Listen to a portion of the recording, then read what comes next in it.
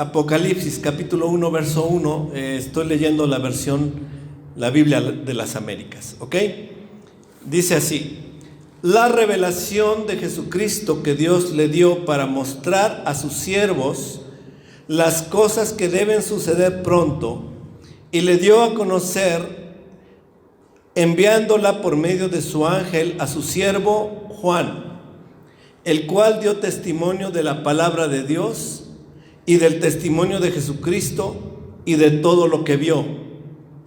Bienaventurado el que lee y los que oyen las palabras de la profecía y guardan las cosas que están escritas en ella, porque el tiempo está cerca. El inicio mismo es impactante, ¿no? Es la revelación de Jesucristo a San Juan, quien había dado testimonio. San Juan, como apóstol, como discípulo del Señor después de la crucifixión, fue uno de los apóstoles que estuvo llevando el mensaje del Evangelio, y por su testimonio es que fue tomado preso y fue llevado a esta isla. Nos dice también bienaventurado. Así que leer el libro del Apocalipsis, hermano, hermana, es para que nosotros seamos bienaventurados. Amén. Bienaventurados, para que estemos bien. Hermanos, el libro de Apocalipsis en realidad es un mensaje de esperanza para nosotros, los creyentes en Cristo. Ciertamente un mensaje de juicio para los que lo rechazan, pero para nosotros es un mensaje de esperanza, de bienaventuranza. Es una narración, decía mi hermano Hiram, de una boda. Es la narración de una boda, la culminación de una gran boda. Así que, siendo una gran boda, pues es un mensaje bueno, es un mensaje de esperanza para nosotros. Vamos a leer versículo 4. Juan a las 7 iglesias que están en Asia. Gracia a vosotros y paz de aquel que es y que era y que ha de venir, y de los 7 espíritus que están delante de su trono, y de Jesucristo, el testigo fiel, el primogénito de los muertos y el soberano de los reyes de la tierra, al que nos ama y nos libertó de nuestros pecados con su sangre, e hizo de nosotros un reino y sacerdotes para su Dios y Padre. A él sea la gloria y el dominio por los siglos de los siglos. Amén. Entonces aquí se menciona que es un mensaje que inicialmente está dirigido a las 7 iglesias que están en Asia, que se refiere a las iglesias de Éfeso, Esmirna, Pérgamo, Tiatira, y luego tenemos Sardis, Filadelfia, Laodicea, y Laodicea era la última de las 7 iglesias que están en Asia. Bien, que en realidad el mensaje a las 7 iglesias es un mensaje a todas las iglesias, y es un mensaje, algunos eruditos lo consideran como que la iglesia de Éfeso corresponde a una época de tal año a tal año de la iglesia, y luego la iglesia de Esmirna es una segunda época, y así sucesivamente. Esa es la opinión de algunos eruditos, pero en realidad la mayoría de los eruditos, y yo creo también que, no soy erudito, pero yo creo también que el mensaje es para las iglesias a lo largo de la historia. Algunas de las iglesias tenemos un poquito más parecido a Éfeso, y otras un poco más somos como Sardis, otras quizás mejor parecidas a Filadelfia, y otras a Laodicea, o en algún momento la iglesia se pareció más a Laodicea, pero es un mensaje para todos nosotros. Debemos tomar el mensaje y ver lo que nos corresponde, amén, de cada mensaje y escucharlo, ponerle atención para actuar en consecuencia, amén. Muy importante, hermanos. El mensaje es para escucharlo, pero para actuar en consecuencia, para saber que hay algo que debemos hacer en consecuencia. Entonces, vamos a seguir leyendo. Dice en el versículo 7: He aquí viene con las nubes, y todo ojo le verá, aun los que le traspasaron, y todas las tribus de la tierra harán lamentación por él. Sí, amén. Amén. Bien, queridos hermanos, aquí nos está hablando de su segunda venida. Cuando Jesús fue ascendido al cielo, lo cual se narra en el libro de los Hechos, dice que los apóstoles lo vieron ascender al cielo y se quedaron mirando al cielo. Y entonces unos ángeles se pararon junto a ellos y dijeron: varones, ¿qué ven? Este mismo Jesús que le habéis visto ir en las nubes, volverá a sí mismo en las nubes. Y luego el apóstol Pablo nos narra la segunda venida en varios de los pasajes en sus epístolas. Jesús mismo narra su retorno en Mateo capítulo 24 y en muchos otros textos. En los evangelios se narra que Cristo viene nuevamente. Y en todos esos textos nos habla que vienen las nubes. Son elementos comunes, vienen las nubes. Al sonido de trompeta, cuando suene la final trompeta, se nos narra que habrá ángeles, ¿verdad? Dice que con voz de arcángel y con trompeta de Dios. Se nos narra de la cosecha que habrá en ese día. El Señor enviará a sus ángeles y recogerá de los 4 puntos de la tierra a todos sus escogidos.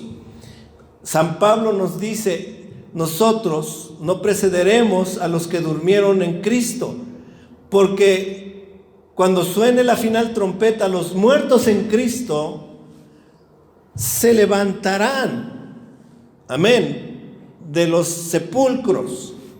Luego nosotros, dice el apóstol, los que hayamos quedado, seremos arrebatados, seremos llevados, el arrebatamiento, llevados con Él, nos reuniremos con Él en las nubes, para estar para siempre con el Señor. Lo interesante, queridos hermanos, es que aunque existe por ahí la doctrina de que va a haber una tribulación primero, no, va a haber la tribulación, pero entonces los que sean cristianos serán llevados por el arrebatamiento antes de la tribulación para reunirnos con el Señor en el cielo. Luego 7 años después, cuando concluya la tribulación, volveremos juntamente con el Señor y entonces el Señor establecerá sus pies en tierra en el monte de los olivos. La verdad es que la Biblia no nos narra tal cosa, nos narra sí la tribulación, pero ciertamente lo que nos narra la Biblia es que cuando Cristo venga, todo ojo lo verá. No hay una venida en oculto. Así como que nadie supo qué pasó y muchos se fueron y desaparecieron y la gente se quedó, los que no creyeron se quedaron, y entonces vienen los problemas de la gran tribulación, como ustedes van a ver a lo largo del libro de Apocalipsis. No me quiero adelantar mucho, pero los cristianos estarán ahí en la tribulación. Nosotros, a lo mejor estaremos algunos de nosotros. No sé si Cristo viene ya muy pronto o no, pero pudiera ser, queridos hermanos, que algunos de ustedes o de sus hijos estén durante ese tiempo. Así que más vale estar preparados, ¿no? Más vale estar atentos a lo que va a suceder. Vivimos la vida como que nada va a suceder, pero va a suceder. Tan cierto como que Él vino la primera vez y estuvo anunciado que el Mesías vendría y vino, es tan cierto como que Él vendrá. Y tan cierto que hará lo que va a hacer y va a ocurrir eventos previos a su venida y gran tribulación en la tierra. Así que, queridos hermanos, mejor estar preparados. Y no es que quiera espantar a nadie, ni mucho menos. Como les dije hace un momento, el libro de Apocalipsis en realidad debe ser un libro que nos da esperanza. Así que, pero aquí en este verso 7 lo narra. Aquí viene con las nubes. Pero vean, y todo ojo le verá. No es una venida en oculto, no es una venida en secreto para arrebatar a la gente que es cristiana, que son creyentes, y dejar a los incrédulos.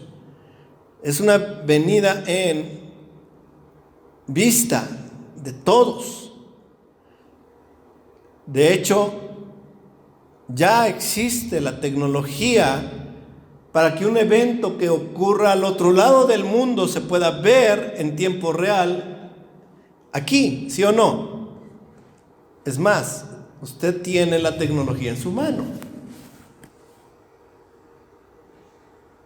Un evento que pudiera estar ocurriendo en el otro lado del mundo y que se esté compartiendo y que alguien nos diga: oigan, en este momento, si tienes internet, conéctate porque está ocurriendo algo que están pasando por internet, velo.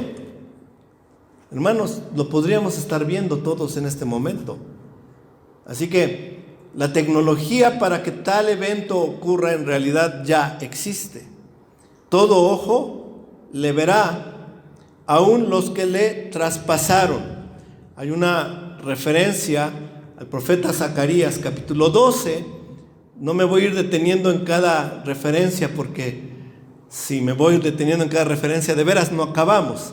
Zacarías 12 nos habla de que cuando el Mesías venga por segunda vez, lo mirarán los que lo traspasaron y llorarán por él como quien llora por el primogénito.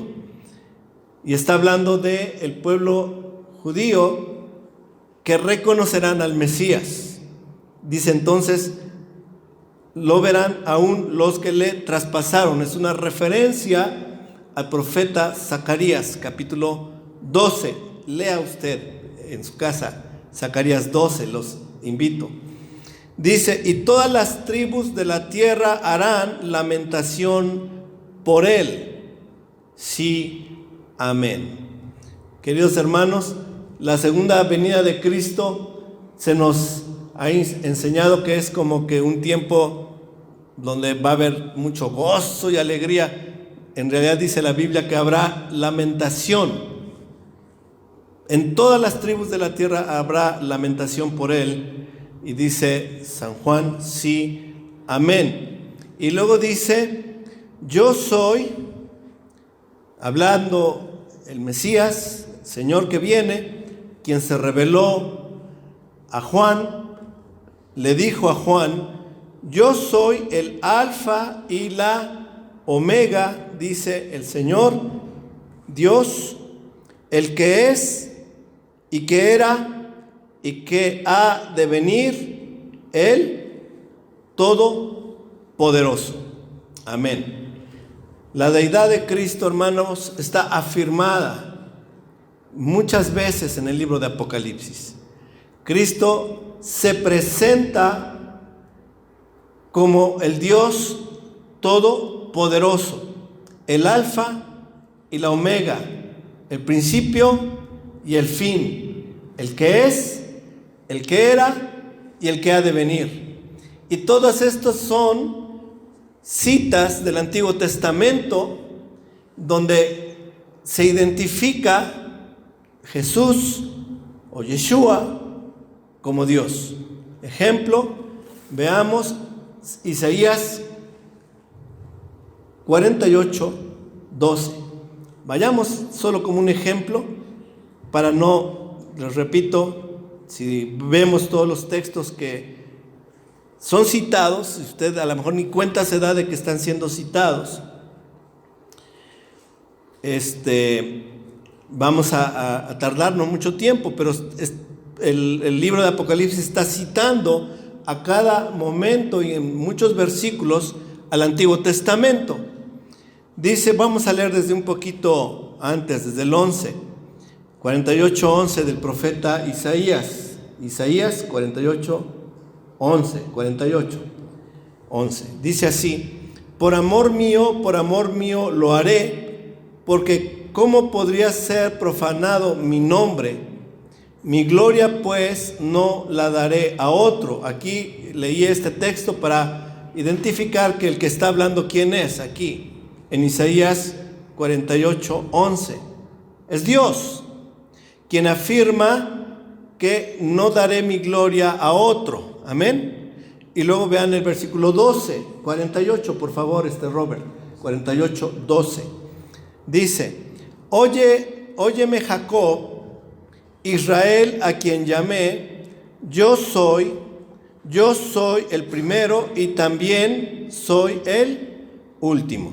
Amén. Entonces, Dios en diferentes porciones de la Escritura se identifica como el primero y el último, también el alfa y el omega, el que es, el que era y el que ha de venir. Y así lo describe el apóstol San Juan en este texto de Apocalipsis, verso 8. Y desde luego también se identifica en muchas porciones de la Escritura como el Dios Todopoderoso. Amén. Y es lo que Cristo aquí está diciendo. Jesús está presentándose en una revelación con San Juan y le dice: yo soy el alfa y el omega, dice el Señor Dios, el que es, el que era y el que ha de venir, el Todopoderoso. Versículo 9. Yo, Juan, vuestro hermano y compañero en la tribulación, en el reino y en la perseverancia en Jesús, me encontraba en la isla llamada Patmos a causa de la palabra de Dios y del testimonio de Jesús. ¿Por qué estaba Juan en Patmos? Estaba encarcelado por causa del testimonio de Jesús. Por haber predicado la palabra de Dios, es que él estaba ahora en la cárcel, ahí en Patmos. Versículo 10, estaba yo en el Espíritu en el día del Señor. El día del Señor es una referencia al sábado, no al domingo. Es una referencia al sábado. Ningún judío del primer siglo llamaría día del Señor al domingo. Para ellos, el día del Señor era Shabbat, sábado, el día del Señor, no el domingo. Para el romano, el día domingo era el día del Señor Sol, el día del Sol, ¿sí? Y entonces eso de el día del Señor como domingo no es otra cosa sino la interpretación romana, pero para un judío no sería el domingo, es el día del Señor, sábado. Y oía detrás de mí una gran voz como sonido de trompeta que decía: escribe en un libro lo que ves y envíalo a las 7 iglesias, a Éfeso, Esmirna, Pérgamo, Tiatira, Sardis, Filadelfia y Laodicea. El número 7 en las Escrituras es un número que tiene que ver con plenitud, algo concluido, algo completo, algo terminado. Por ejemplo, la creación. ¿En cuántos días hizo Dios los cielos y la tierra? En 6, y en el séptimo terminó su obra y descansó. Eso lo pueden leer ustedes en Génesis capítulo 2, ¿verdad? En el séptimo día Dios terminó su obra y reposó Dios el séptimo día y lo santificó. Así que el número 7 en la Biblia es una referencia a algo terminado, cosas concluidas. 7 días de la semana, ¿no? Termina una semana en ¿cuántos días? En 7 días. Entonces, el 7 implica algo terminado. ¿Cuántas fiestas bíblicas hay? Solemnes. ¿Cuántas fiestas solemnes? 7. 7 fiestas solemnes. Y cada una de las fiestas narran el plan de redención que Dios elaboró para la humanidad, hasta la 7ª fiesta, donde se narra el establecimiento del reino de Dios. Así que 7 fiestas bíblicas solemnes. Las fiestas de otoño, ¿en qué mes se celebran? Mes bíblico. En el 7º mes, ¿verdad? Y además, en la última fiesta tabernáculos, ¿durante cuántos días se celebra? 7 días. Vean, el número 7 se repite constantemente, y el número 7 representa en la Biblia algo terminado, algo concluido, ya se acabó. ¿Ok? Así que el mensaje a las 7 iglesias quiere decir que es un mensaje a todas las iglesias. El número 7 tiene la importancia de mencionar un mensaje para todos los tiempos de la iglesia. Amén. Ok, 7 iglesias de Asia: Éfeso, Esmirna, Pérgamo, Teatira, Sardis, Filadelfia y Laodicea. ¿Cuántas iglesias Filadelfia conoce usted hoy día que se llamen Iglesia Filadelfia? ¿Conoce alguna? ¿Alguien conoce alguna iglesia Filadelfia? Sí, varios, ¿verdad? Algunos dicen, yo iba a una iglesia que se llama Filadelfia, ¿sí? Que se llamaba o se llama Filadelfia. ¿Cuántas Esmirna conocen?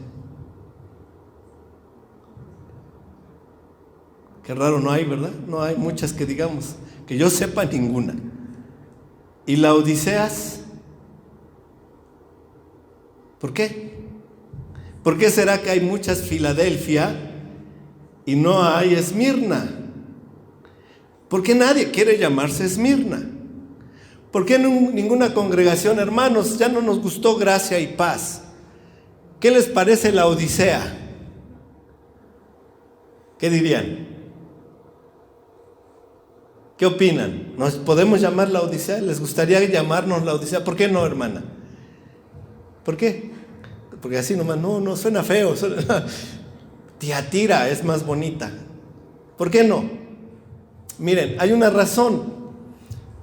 El mensaje que se escribe a las 7 iglesias, que desde luego eran iglesias que existían en ese tiempo, y que desde luego tiene que ver con cosas que estaban ocurriendo dentro de la iglesia, es cierto, pero que en realidad también es un mensaje a todas las demás iglesias, y debemos estar atentos, escuchar lo que Dios dice a las iglesias y poner acción, algo que tengamos que hacer.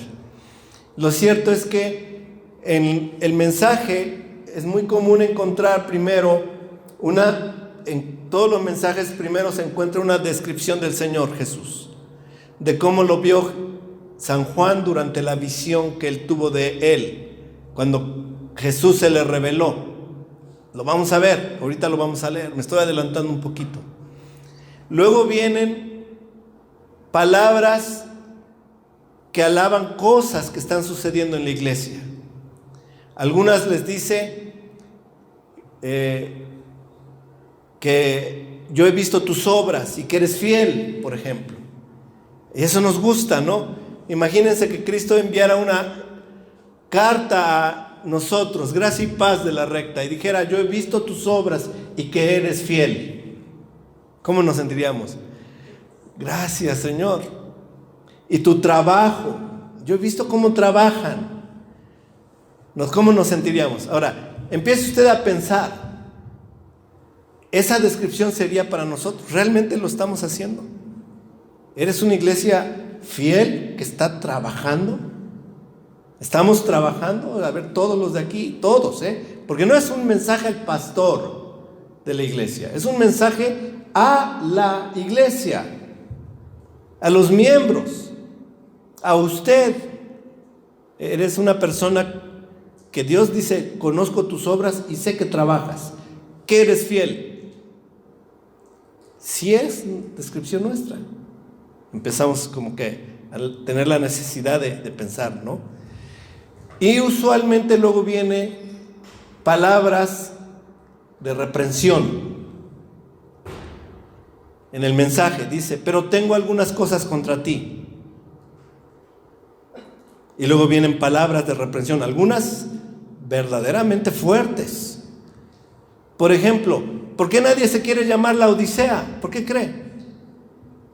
Porque Dios le dice en su palabra, en el mensaje, Jesús dice: porque eres tibio. Ojalá fueras frío o caliente, pero eres tibio. Y a los tibios los vomitaré.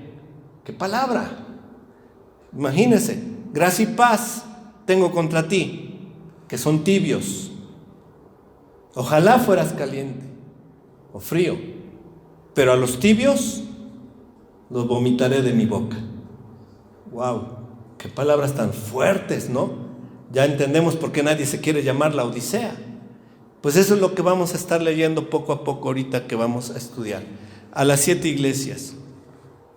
Dice en el verso 12: y me volví para ver de quién era la voz que hablaba conmigo, y al volverme vi 7 candelabros de oro. Empiecen a usar su imaginación.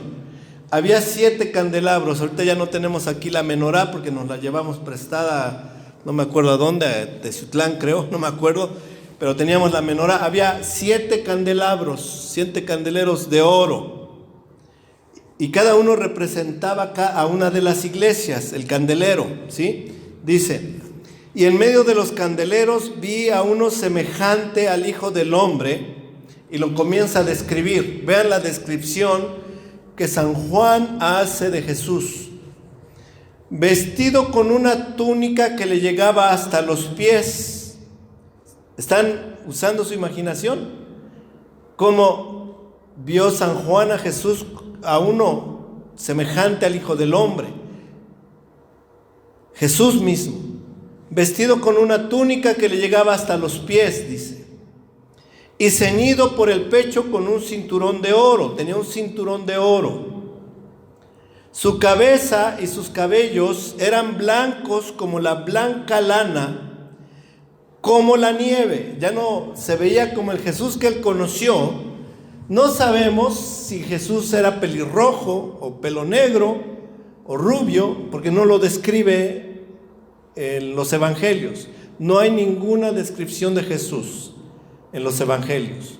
No se describe. No sabemos del color de su cabello, pero ahora que lo está viendo Juan glorificado con toda su gloria, ahora lo ve con cabellos blancos como la nieve. Y dice: sus ojos eran como llama de fuego. Sus ojos eran como llama de fuego. Ustedes se pueden imaginar esa visión que tuvo San Juan. Sus ojos como llama de fuego. Ahora, un poquito para que entendamos el concepto de San Juan. Hoy en día, cuando estamos en plena oscuridad, ¿qué hacemos? Tenemos que caminar por un camino y está oscuro. ¿Qué hacemos? Pues sacamos, hoy día cualquier celular tiene una lamparita, ¿no? Una lámpara. Pero en aquel tiempo no había eso. ¿Qué usaban? Para alumbrar, para dar luz en un momento que tienen que caminar por un camino en plena oscuridad. ¿Qué usaban? Antorchas de fuego. Entonces entendamos también el concepto desde la visión de Juan, ¿verdad? Jesús tenía ojos como aquello que ve, que penetra, como la luz que puede penetrar, iluminando lo oscuro. Sus ojos como llamas de fuego. ¿Qué más dice ahí? Dice: sus pies semejantes al bronce bruñido cuando se le ha hecho refulgir en el horno. Sus pies como bronce bruñido. Y hay algo en tabernáculo que era de bronce. A ver si se acuerda usted de qué estoy hablando. ¿Qué era de bronce en el tabernáculo? Porque recordemos que tenemos que entender la mentalidad hebrea para comprender el mensaje que se nos está dando. ¿Qué era de bronce en el tabernáculo? Había algo que era de bronce: el altar. El altar era de bronce, porque el candelero era de oro, las mesas de los panes de la propiciación, el incensario eran de oro, el arca del pacto era de oro, de madera de acacia cubierta por oro, pero el altar de los sacrificios, donde se presentaban las ofrendas por el pecado, donde se hacía juicio por el pecado, era de bronce. Y dice San Juan, veía sus pies como bronce. Vamos a seguir leyendo: bronce bruñido. Y su voz como el ruido ¿como de qué? Muchas aguas. Ahora, usted ha oído el ruido de muchas aguas. En el mar, por ejemplo, ¿cómo es el ruido? Es potente, ¿no? No es cualquier cosa. En su mano derecha tenía 7 estrellas, y de su boca salía una aguda espada de 2 filos. Su rostro era como el sol cuando brilla con toda su fuerza. Tremenda visión. Ahora, ¿qué eran las 7 estrellas en su mano? ¿Qué eran? ¿Perdón? No, las iglesias eran los candeleros. Las 7 estrellas eran los pastores de cada una de las 7 iglesias. Ahí son descritos como 7 estrellas. No me da tiempo ver las citas bíblicas del Antiguo Testamento que nos identifican a los pastores como las estrellas, pero lo vamos a leer aquí, de todos modos. Dice así: y también salía una aguda espada de 2 filos. No es la primera vez que se menciona salir de la boca del Señor una espada de 2 filos. ¿Qué se describe en la Biblia como una espada de 2 filos? Que penetra hasta partir los huesos, las coyunturas y los tuétanos, y a discernir los pensamientos y las intenciones del corazón. ¿Qué? La palabra de Dios. ¿Verdad? La palabra de Dios. De su boca salía una espada de 2 filos. Su rostro como el sol cuando brilla con toda su fuerza. Ahora, uno se imagina, si yo dijera, ¿qué pasaría si Jesús entrara en este día aquí, por nuestra puerta, ahí de la iglesia? Entrara por aquí y caminara por el pasillo y llegara en este lugar. ¿Qué pasaría si Jesús lo hiciera? Yo creo que muchos de ustedes dirían, correría a abrazarlo a sus pies. Pero ¿saben qué? Lo más seguro es que nos pase algo más rudo que lo que le pasó a Juan. ¿Qué le pasó a Juan? Cuando le vi, ¿qué dice? Caí como qué. Vamos a leerlo. Dice, cuando le vi, caí como muerto a sus pies. Mira, querido hermano, era tan imponente la presencia de Dios en la persona de Jesús, que usted no puede estar de pie ahí.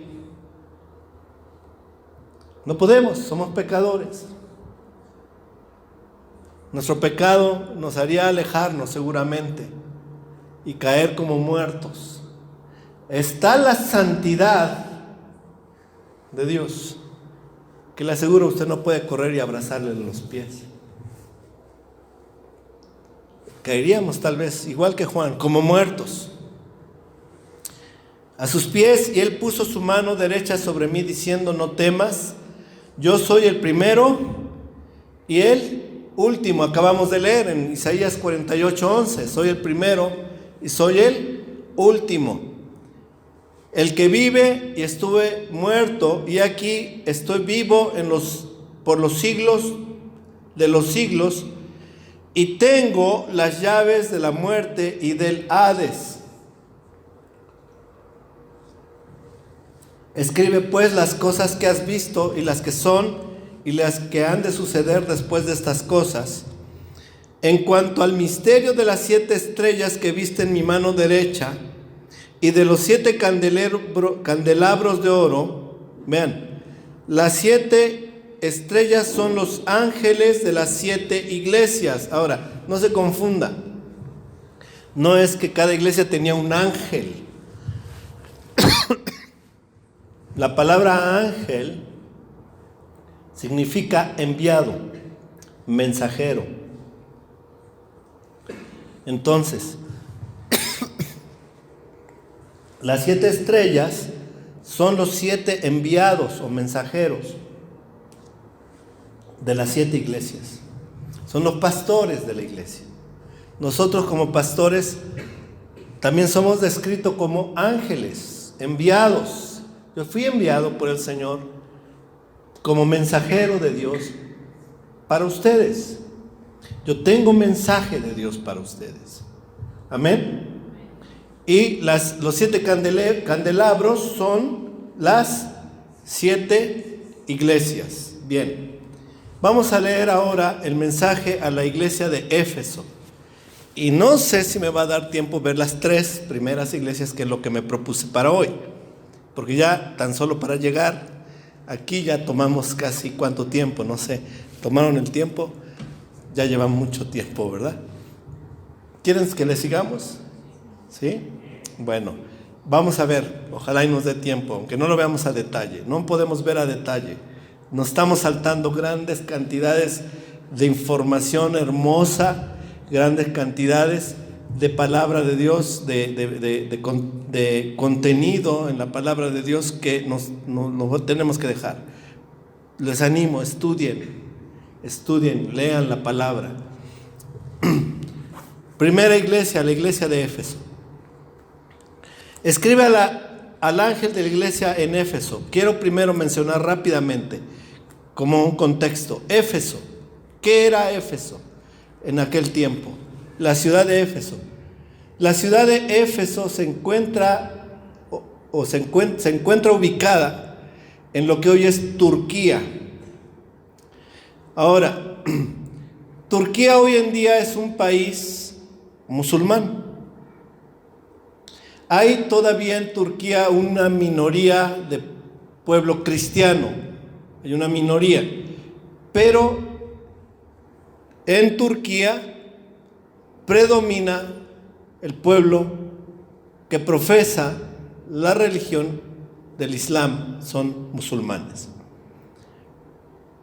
Es interesante que en muchas ciudades que fueron cuna del cristianismo hoy día son ciudades musulmanas. No se conservó la tradición cristiana por los eventos históricos que vinieron después. Pero vamos a leer lo que el Señor dice de Éfeso. Ahora, Éfeso, además de su ubicación, vale la pena mencionar que posiblemente, dicen algunos historiadores, era la segunda ciudad en importancia del Imperio Romano por la enorme economía que se manejaba en la ciudad de Éfeso. Era una ciudad muy importante desde el punto de vista de la economía. Una ciudad grande, muy importante, seguramente la segunda después de Roma. Ya es mucho decir. En Éfeso había un templo que es famoso y que fue considerado una de las grandes maravillas del mundo antiguo. ¿Cuál era este templo? El templo de la diosa Diana. Se me describe en la escritura, en los libros de los Hechos, cuando Pablo está en Éfeso. En el templo de Diana era un templo enorme. Ahí existían 1000 sacerdotisas que profesaban una religión donde la fornicación ritual era lo normal. Los que iban a adorar a la diosa Diana llegaban al templo en Éfeso y practicaban la fornicación ritual con las sacerdotisas. Así que ya se están dando una idea de la idolatría y paganismo de la ciudad de Éfeso. Ahí predicó Pablo. Ahí llegó Pablo. Necesitarían ustedes leer el libro de los Hechos de los Apóstoles, la llegada de Pablo a Éfeso. Después tuvo que dejar la ciudad y la iglesia. Y entre sus discípulos llegó a ser pastor de la iglesia de Éfeso uno de sus discípulos. ¿Cuál? Timoteo. Timoteo llegó a ser pastor en la iglesia de Éfeso. Pablo le escribe a Timoteo y le dice que nadie tenga en poco tu juventud, sino sé ejemplo. ¿Se acuerdan? Siendo Timoteo pastor en la iglesia de Éfeso. Así que estamos hablando de esa misma iglesia donde Pablo levantó la obra, donde Timoteo es pastor o fue pastor de la iglesia, pero estamos hablando de una época ya al final de la vida del apóstol San Juan, en donde en la revelación de Jesucristo le dice el Señor: escribe a la iglesia de Éfeso. ¿Y qué le dice ahora el Señor a la iglesia? Escribe al ángel de la iglesia en Éfeso: el que tiene las 7 estrellas en su mano, el que anda entre los 7 candelabros de oro, dice esto. Aquí hay una descripción de Jesús de acuerdo a la revelación que él vio, la visión que él vio de Jesús. Dice: yo conozco tus obras, tu fatiga y tu perseverancia, y que no puedes soportar a los malos, y has sometido a prueba a los que se dicen ser apóstoles y no lo son, y los has hallado mentirosos. Aquí es la parte en donde yo comenté con ustedes unas palabras de alabanza a la iglesia. El Señor les dice: yo conozco tus obras. Ahora, nada está oculto a los ojos de Dios. Nada. Dios conoce tus obras. Dios conoce lo que haces. Dios conoce tu entrar y tu salir. Dios te conoce. Dios te conoce todo lo que haces. Cada mañana, cada mediodía, cada tarde de tu vida, cada noche de tu vida, Dios te ve y conoce lo que haces. Dios conoce tus obras. Y nada hay que le sea oculto. Luego él dice, el Señor: tu fatiga y tu perseverancia. Aquí la palabra perseverancia es la misma palabra que se utiliza en Apocalipsis 12:14. No lo vamos a leer rápidamente, no lo vamos a leer porque si no, no acabamos. Pero dice, aquí está la perseverancia de los santos, los que guardan los mandamientos de Dios y la fe de Jesús. La palabra perseverancia significa paciencia. En algunas Biblias se traduce: aquí está la paciencia de los santos. En otras versiones dice: aquí está la perseverancia. La palabra griega significa en realidad ambas cosas. Se refiere a la paciencia con esperanza. Ser paciente con esperanza y ser paciente en forma perseverante. ¿Sí? Es lo que significa la palabra griega, que se traduce perseverancia o paciencia. Es una paciencia con esperanza perseverante. Por eso es que en algunas versiones dice: conozco tu paciencia o tu perseverancia. Buena cosa de la iglesia de Éfeso, ¿sí o no? Buena cosa. No nos gustaría que nosotros, Dios nos dijera: iglesia, gracia y paz de la recta, conozco tus obras, sé de tu fatiga, cómo trabajan, se fatigan, no es fácil y están trabajando, se cansan, pero son perseverantes. ¿Y son perseverantes por qué? Porque tienen una esperanza, porque esperan en Dios pacientemente. Amén. No se impacientan. Eso es bueno de la iglesia. Y Dios quisiera que nos pudiéramos identificar con estas palabras, ¿verdad? Dice, y que no puede soportar a los malos también. Era una iglesia que aplicaba bien la disciplina bíblica, hermanos. Hoy en día muchas iglesias pasan por alto graves pecados que dañan a las familias, dañan a la iglesia, hermanos. A veces uno como pastor se entera de situaciones. Es que en la iglesia se violó a tal persona. ¿Y qué hicieron los pastores? Nada, nomás dijeron que ya perdonaran y ya. Se acabó el problema. Se acabó el problema. No. Hay daño. Hay cosas que deben haberse hecho. Pero Éfeso no era así. No soportaba lo malo. Se ha sometido a prueba a los que se dicen ser apóstoles y no lo son. Hermanos, en todas las épocas de la iglesia ha habido aquellos que se dicen ser apóstoles y no lo son. Pero Éfeso se caracterizaba porque los ponía a prueba para ver si de veras eran o no apóstoles. Y los has hallado mentirosos, dice. Verso 3, tienes perseverancia y has sufrido por mi nombre y no has desmayado. Otra vez se vuelve a citar. Una característica buena de la iglesia era una iglesia perseverante. Pero tengo esto contra ti, le dice ahora. ¿Que has dejado qué? Tu primer amor. ¿Qué es esto?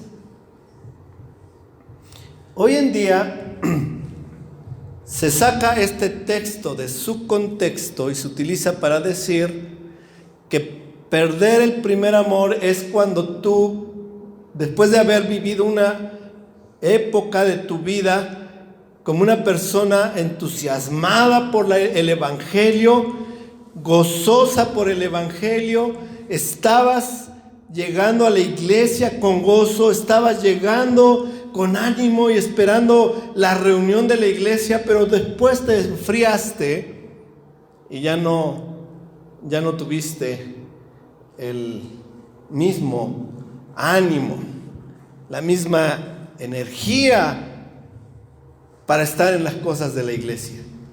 Y entonces dicen, es que perdió, ¿qué? Su primer amor.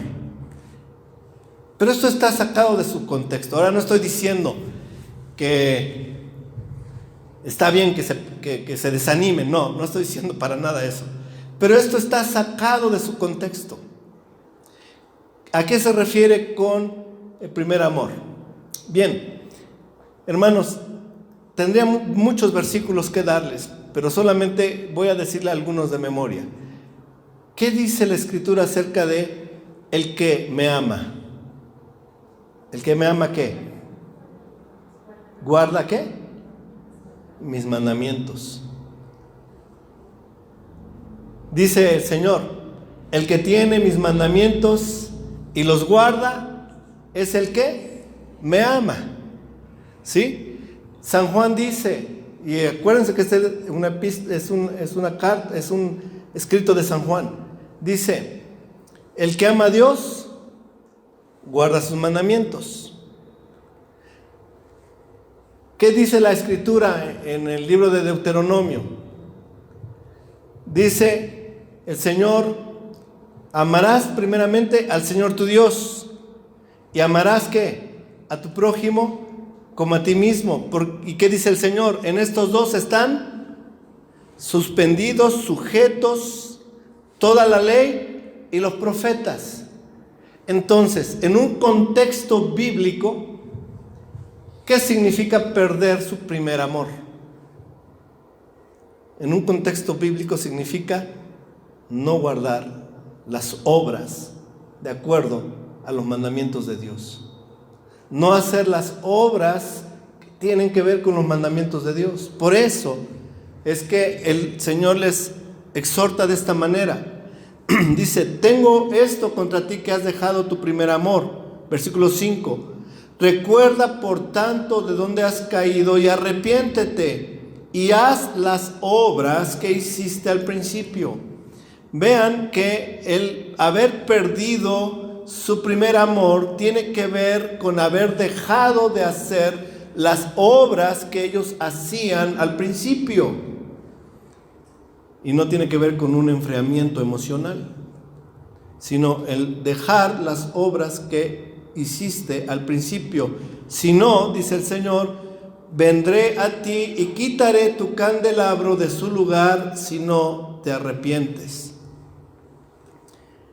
Hermanos, en realidad llegó a pasar, la iglesia de Éfeso llegó a desaparecer. Como les dije, Éfeso hoy día es una ciudad musulmana. El lugar donde existió la iglesia primitiva, donde Pablo ministró. Una vez un hermano que viajó allá a Turquía, viajó a Éfeso, dijo: llegué al lugar donde nos dijeron aquí es donde estuvo Pablo, y lo que hay es una mezquita musulmana. Me dio mucha tristeza, dice. Queridos hermanos, es un llamado a la iglesia que ha perdido su amor por la ley de Dios. Y dice el Señor: si no te arrepientes, quitaré el candelabro de su lugar. Dice, si no te arrepientes. Verso 6, sin embargo tienes esto, que aborreces las obras de los nicolaítas, las cuales yo también aborrezco. ¿Qué es las obras de los nicolaítas? ¿Qué significa eso? ¿Qué es la doctrina de los nicolaítas? La doctrina de los nicolaítas era una doctrina de jerarquías, ¿sí? Los nicolaítas enseñaban que en la iglesia había diferentes niveles jerárquicos. Había los muy ungidos, luego los no tan ungidos, luego los siguientes niveles, cada vez más abajo. Esto lo heredó el catolicismo. En el catolicismo está el Papa, el más ungido. Él tiene voz como voz de Dios. Luego, y además es Cristo en el mundo, ¿no? Luego están, ¿quiénes? Los cardenales, ¿no? Luego, los obispos. Luego, los sacerdotes. Luego, los diáconos. Luego, los presbíteros. Luego, y así, ¿no? Dice el Señor: tienes esto, que aborreces la obra de los nicolaítas, la cual, dice el Señor, yo también aborrezco. Hermanos, a los ojos de Dios no hay niveles. Todos somos uno en Cristo. Amén. No hay uno superior. No hay uno que tiene voz de ángeles. No, todos somos uno en Cristo. Dice el Señor que yo también aborrezco. Y luego termino. Dice: el que tiene oído, oiga lo que el Espíritu dice a las iglesias. Al vencedor le daré a comer del árbol de la vida que está en el paraíso de Dios. Y solamente voy a ver hoy hasta la segunda iglesia, porque si no, hermanos, se alargó ya mucho. Vamos a la iglesia de Esmirna. Esmirna. Escribe el ángel de la iglesia de Esmirna, el último, el que estuvo muerto y ha vuelto a la vida, dice esto: yo conozco tu tribulación y tu pobreza, pero tú eres rico, y la blasfemia de los que se dicen ser judíos y no lo son, sino sinagoga de Satanás. No temas lo que estás por sufrir. He aquí, el diablo echará a algunos de vosotros en la cárcel para que seáis probados, y tendréis tribulación por 10 días. Sé fiel hasta la muerte, y yo te daré la corona de la vida. El que tiene oído, oiga lo que el Espíritu dice a las iglesias. El vencedor no sufrirá daño de la muerte segunda. Hermanos, ¿les gustaría ser Esmirna? No mucho, ¿verdad? El mensaje dice para Esmirna: en un momento dado, el diablo echará, verso 10, el diablo echará a algunos de vosotros en la cárcel para que seáis probados y tendréis tribulación por 10 días. No nos gustaría mucho, ¿verdad? Que nos dijera el Señor, vamos a ir a la cárcel, vamos a ser probados, vamos a ser atribulados. No nos gustaría mucho. La iglesia es descrita como una iglesia en el verso 9. Yo conozco tu tribulación y tu pobreza. La verdad es que es una iglesia que ha sufrido, ha recibido persecución, y no es extraño, hermanos. Ya se los mencionaba yo al principio del mensaje. Estamos hablando de un tiempo en que el Imperio Romano perseguía a la iglesia. Nosotros, los cristianos, si hubiéramos vivido en aquel tiempo, éramos considerados enemigos del Estado romano y éramos perseguidos. Nuestras reuniones seguramente eran en catacumbas, en lugares ocultos, porque las personas acusaban, ellos son cristianos, y venían los soldados romanos, nos tomaban presos, nos encarcelaban, y muchos de los que estuviéramos viviendo en ese tiempo tendríamos que morir martirizados, éramos hechos mártires. La pregunta es, ¿tú estás dispuesto a dar tu vida? En aquel tiempo no les importaba morir por la causa de Cristo, y eso lo podríamos ver si siguiéramos con Pérgamo, la siguiente iglesia. Pero lo que queremos entender es, hermanos, ciertamente nosotros, hermanos, si tuviéramos una fe genuina, vean lo que estoy diciendo, fe genuina, estaríamos dispuestos a morir por la causa de Cristo. La prueba de una fe genuina es que estaríamos dispuestos a morir por la causa de Cristo. El punto nada más aquí, hermanos, es demostramos una falta de fe porque ante cualquier circunstancia de la vida nos involucramos en pecados que denigran la causa de Cristo. Permitimos el pecado en nuestras vidas, hermanos. Estamos constantemente, y lo digo con cierta tristeza, viviendo en situaciones de familia que son verdaderamente cosas pecaminosas que no deberíamos permitir. Ni siquiera estamos sufriendo una persecución y ya estamos negando a Cristo. Es decir, ya nada más por causa del pecado estamos negando a Cristo. Pero en aquel tiempo, de verdad, el cristianismo, y debería ser así, que el verdadero cristiano sea una persona que esté dispuesta a morir por la causa de Cristo. Algo tenían bueno en la iglesia de Esmirna, y es que dice, yo conozco tu tribulación y tu pobreza, pero tú eres rico. En realidad, aunque ellos se sintieran pobres, perseguidos y atribulados, tienen las riquezas de Cristo. Ellos no eran pobres, eran ricos. Dice, y la blasfemia de los que se dicen ser judíos y no lo son. Acuérdense que en los tiempos de los apóstoles, una de las cosas que estaba pasando es que muchos llegaban a la iglesia de la circuncisión que decían, ustedes no pueden ser salvos si no se circuncidan, no pueden ser salvos si no guardan estos preceptos de los ancianos. Es decir, todo esto que estaba pasando en aquella época, de lo cual Pablo escribe mucho en sus epístolas. Pero también había aquellos que se decían ser judíos y en realidad no lo son. Ahora hay muchos de eso hoy, ¿sí o no? Hay muchos movimientos que se dicen mesiánicos, que hasta se cambian los nombres, ¿sí o no?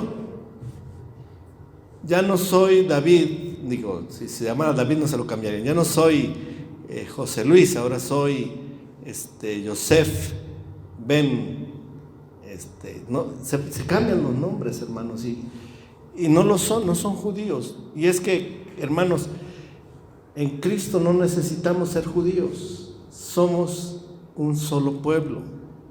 Cristo nos unió, quitó la pared de separación. Somos Israel de Dios. No necesitamos ser judíos. Aquí dice, yo conozco tu tribulación y tu pobreza, pero tú eres rico, y la blasfemia de los que se dicen ser judíos y no lo son, sino sinagoga de Satanás. No temas lo que estás por sufrir. Termino de leerlo. He aquí el diablo echará a algunos de vosotros en la cárcel para que seáis probados y tendréis tribulación por 10 días. Sé fiel hasta la muerte y yo te daré la corona de la vida. El que tiene oído, oiga lo que el Espíritu dice a las iglesias. El vencedor no sufrirá daño de la muerte segunda. Vamos a orar, hermano. Vamos a pedir a Dios.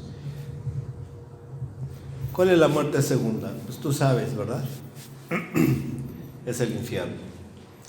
El pastor Adrian Rogers tiene una prédica que la tituló así: el que naciere 2 veces solo morirá una vez, pero el que naciere solo una vez morirá 2 veces. ¿Por qué?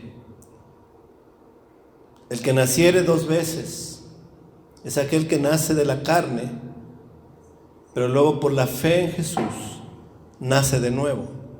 Tiene un nuevo nacimiento. Si tiene fe genuina, si su fe es real, si realmente ha creído, si no es una fe fingida, si no es una fe religiosa nada más, sino es una fe en el corazón, si cree de todo su corazón. El que nace 2 veces solo morirá una vez, pero el que nace solo una vez morirá 2 veces. La muerte primera es nuestra muerte física, pero la muerte segunda es la muerte debida al juicio final, donde vendrá condenación eterna y pago en el infierno. Es la muerte segunda. La pregunta es, ¿ya naciste 2 veces? Porque si ya naciste 2 veces, el que venciere, dice el Señor, no sufrirá la muerte segunda. Oremos. Padre, te damos gracias, Señor, y rogándote, Padre, pues nos faltó tiempo para continuar el día de hoy.